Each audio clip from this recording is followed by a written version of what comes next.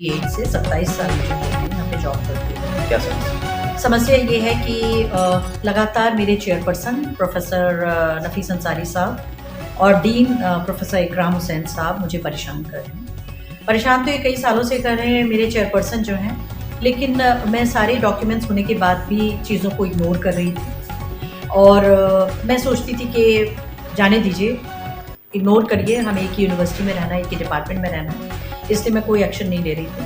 लेकिन अब उनकी वर्बल हैरेसमेंट और मेंटल हैरेसमेंट इतना बढ़ गया है कि मुझे मजबूर होकर मैंने वाइस चांसलर को शिकायत कर। इन्होंने ये मेरी सीनियरिटी को बाईपास करते हैं, जो मेरी चीज़ें, मेरा हक मुझे मिलना चाहिए वो मुझे बाईपास करके डिक्लेयर करते हैं कि मैं किसी को दे दूँगा ये चीज़, इसको नहीं दूँगा। और उसके अलावा जब 2017 में मेरा प्रमोशन जो है गलत तरीके से रोका गया था, मैं हाई कोर्ट गई, हाई कोर्ट के डायरेक्टिव्स पे फिर मुझे प्रमोशन मिला। उस दौरान भी इन्होंने मेरे खिलाफ काफ़ी प्रोपेगेंडा किया, जिसकी मेरे पास ऑडियो है और वो ऑडियो मैं मैडम वाइस चांसलर को सुना कर दिया। क्या था? उस ऑडियो में ये कह रहे हैं कि ये हर जगह कहती घूम, इन्होंने मुझे बदनाम किया, इन्होंने मेरे खिलाफ प्रोपेगेंडा किया, इन्होंने ये चीज़ों को क्रिमिनलाइज किया और इन्होंने ये कहा कि ये हर जगह कहती घूम रही है कि मैं हिंदू इसलिए मेरा नहीं हुआ। जबकि सर, मेरा कोई भी रिप्रेजेंटेशन आप उठा के देख लीजिए, मैंने किसी भी रिप्रेजेंटेशन में मैं रिलीजन को नहीं लेकर आई, इसलिए कि मैं अलीगढ़ मुस्लिम यूनिवर्सिटी का हिस्सा हूँ। अलीगढ़ मुस्लिम यूनिवर्सिटी ने मुझे बहुत कुछ दिया है, उसका मेरे ऊपर कर्ज है, वो मेरी कर्म भूमि है, मेरे लिए पूजनीय है। मैं अलीगढ़ मुस्लिम यूनिवर्सिटी के खिलाफ कभी कुछ नहीं कहती और ना ही सांप्रदायिकता को मैं कभी लाती हूँ बीच में, ना धर्म को कभी लाती हूँ। ये धर्म कैसे लेके आते? ये लेकर आए इसलिए कि इन्होंने सोचा कि ये इस बहाने से मेरी इमेज खराब कर सकेंगे। लेकिन मेरे कोई भी रिप्रेजेंटेशन आप उठा लीजिए, कोर्ट की पिटीशन मेरे पास है, मेरे रिप्रेजेंटेशन MHRD में, मैंने कहीं भी नहीं कहा कि धर्म कोई वजह है। इसलिए कि धर्म अगर होता तो मेरा अपॉइंटमेंट ही क्यों होता है? मुझे MU के मेरे मुस्लिम कलीग्स ने, मेरे फ्रेंड्स ने, मेरे स्टूडेंट्स ने मुझे बहुत प्यार, मुझे बहुत सपोर्ट मिला, फिर आप बहुत रिस्पेक्ट दिए, बहुत सपोर्ट दिया, अभी भी है। लेकिन कुछ लोग हैं नफीस अंसारी साहब जैसे, जो सांप्रदायिकता फैलाते हैं। क्या फैलाते? इन्होंने ऑडियो में कहा कि ये हिंदू, ये कहती घूम रही है कि मैं हिंदू इसलिए मेरा अपॉइंटमेंट नहीं हुआ, जबकि मैंने कभी ऐसा नहीं कहा। मैंने किसी रिप्रेजेंटेशन में रिलीजन को मैं लेकर नहीं आई। उसके बाद इन्होंने कहा कि ये और उपेंद्र चौधरी 20 साल से क्या कर रहे थे जो 3 PhD नहीं करा पाए। मैं पॉलिटिक्स करता हूँ लेकिन मैंने 20 PhD कराई। देखिए, खुल के कह रहे हैं मैं पॉलिटिक्स करता हूँ। उसके अलावा इन्होंने कहा कि ये टीचर्स, हिंदू टीचर्स कॉन्फ्रेंसेस करते हैं और यूनिवर्सिटी का पैसा लेते हैं और क्या पता वहाँ जाके क्या करते हैं। देखिए कितना डेरोगेटरी ये रिमार्क है कि हम क्या करते हैं जाके। मैं आपको बताना चाहूँगी कि मुझे US स्टेट डिपार्टमेंट फेलोशिप मिली है, जो बहुत प्रेस्टिजियस होती है।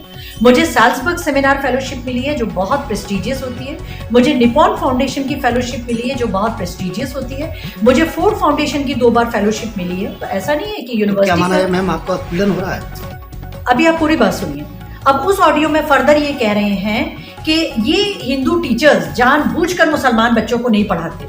सर, अगर कोई मुस्लिम बच्चा ये कह दे, मेरी क्लास में तो कभी कभी 100% मुसलमान बच्चे होते हैं, मैं नहीं पढ़ाऊंगी। अगर मैं नहीं पढ़ाती होती तो मेरे खिलाफ तो आज तक एक्शन हो चुका होता। मैं अगर नहीं पढ़ाती होती, मैंने अपना बेस्ट दिया है इस यूनिवर्सिटी को, क्योंकि इस यूनिवर्सिटी ने मुझे बहुत कुछ दिया है। मुझे ग्रेजुएट बनाया है, मुझे डॉक्टरेट बनाया, मुझे नौकरी दी। तो मैं इस यूनिवर्सिटी के साथ कभी धोखेबाजी नहीं कर सकती। I give my best to the university. उसके बाद ये उस ऑडियो में कह रहे हैं, अरे BHU चले जाओ, वहाँ कितने मुसलमानों का अपॉइंटमेंट होता है, छोड़ो, मुसलमानों की एप्लीकेशन उठा के फेंक दी जाती है। ये पूरा ऑडियो का सम टोटल मैंने अपने रिप्रेजेंटेशन में डाला, मैंने मैडम वाइस चांसलर को दिया। मैंने उनसे रिक्वेस्ट की कि आप प्लीज़ इस पर एक्शन लें।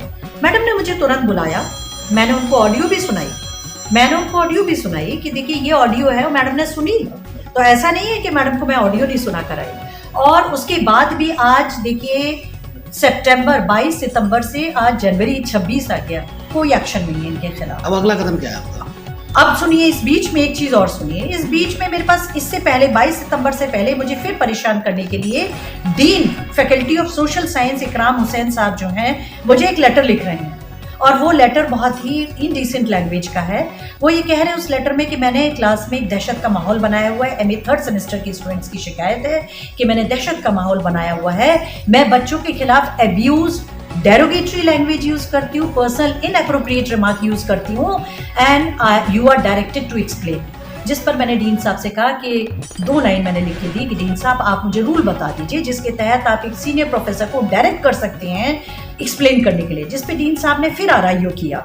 आरआईओ ये किया कि देखिए मुझे हायर अथॉरिटीज ने कहा एग्जामिन करने के लिए, लिहाजा you are requested to cooperate. मैंने कहा मैं बिल्कुल कोऑपरेट करूंगी, but I can not explain myself blindly. देखिए मेरे खिलाफ अगर कोई शिकायत है तो क्या मुझे वो शिकायती पत्र नहीं मिलना चाहिए? मेरे खिलाफ अगर कोई शिकायत मेरा कलीग कर रहा है, मेरे स्टूडेंट्स कर रहे हैं, तो आप मुझे वो लेटर तो दीजिए, मुझे पता तो चले भाई मैंने किया है। मेरे अगर कोर्ट में भी किसी के खिलाफ कोई जुर्म होता है तो उसको इन्फॉर्म किया जाता है कि भाई तुमने ये क्राइम किया है। मुझे ये लेटर क्यों नहीं दिया जा रहा? मैंने मैडम वाइस चांसलर से कहा, कोई एक्शन नहीं। डीन साहब के लिए कोई डायरेक्टिव नहीं कि भाई आप लेटर दीजिए। मैंने डीन साहब को रिक्वेस्ट करी, आप मुझे लेटर दीजिए, नहीं दे रहे। मैंने रिमाइंडर भेजा, नहीं दे रहे। मैंने आरटीआई करी, नहीं दे रहे। मैंने अपील डाली, नहीं दे रहे। कहते कॉन्फिडेंशियल है। भाई कॉन्फिडेंशियल होगा किसी और के लिए, जब मेरे खिलाफ शिकायत है तो मेरे लिए कॉन्फिडेंशियल कैसे हो गया?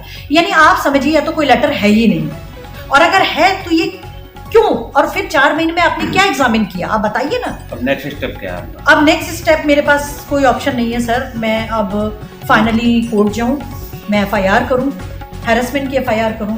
जब यूनिवर्सिटी के लेवल पे सुनवाई नहीं है तो मैं हायर प्लेटफॉर्म्स पे जाऊं, MHRD, visitor, court last option है मेरे पास।